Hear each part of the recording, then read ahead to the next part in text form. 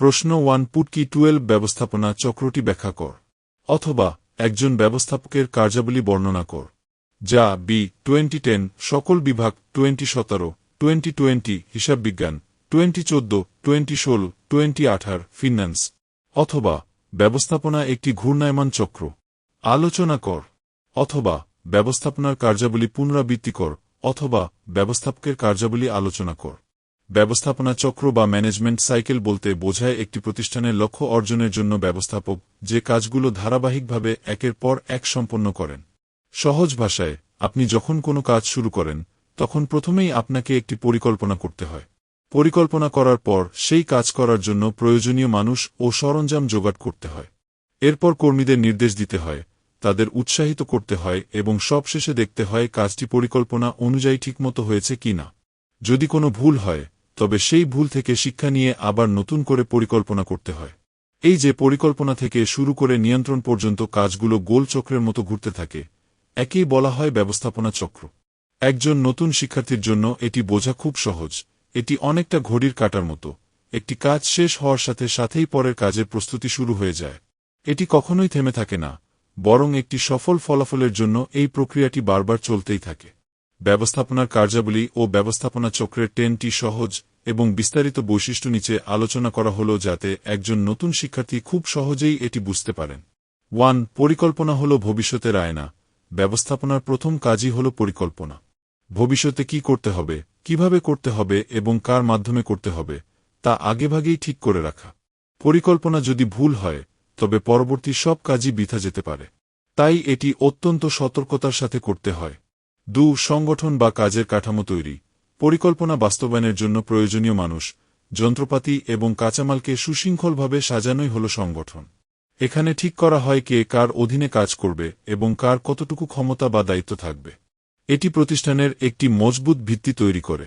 3 সঠিক মানুষের সঠিক স্থান কর্মীসংস্থান।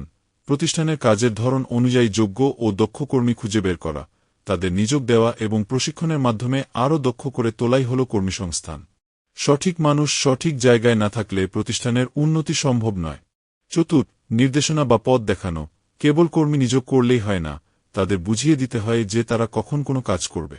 একজন ব্যবস্থাপক যখন কর্মীদের আদেশ দেন বা কাজের তদারকি করেন, তাকেই বলা হয় নির্দেশনা।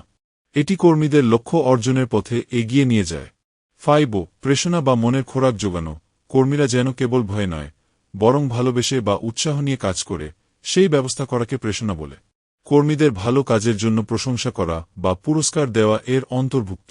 এতে কর্মীরা স্বতঃস্ফূর্তভাবে কাজ করতে আগ্রহী হয়। সমন্বয় বা একতাজাল তৈরি। একটি প্রতিষ্ঠানে অনেক বিভাগ থাকে। সব বিভাগের কাজের মধ্যে মিল থাকা খুব জরুরি।